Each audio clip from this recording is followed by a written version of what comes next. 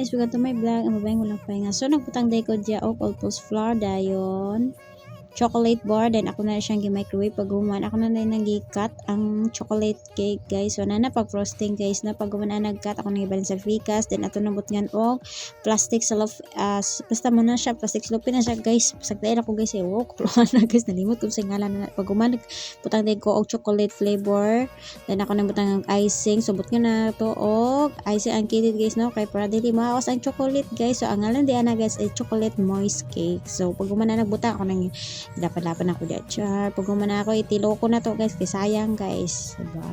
Pag umana na guys, flatter na to guys, dapat walay buslot na mukhaan guys, kaya mo awas ang chocolate guys. So liquid chocolate na siya guys, pag umana na ako nang ibutang, then tuwang-tuwang na to guys, kaya para mabalance ng iyahang chocolate guys. Pag umana, ibutang na natin isa guys, so flat na guys, para ma-press na siya dyan pag umana, chocolate na din guys. So ayan, finished product na guys. So ito yung chiller.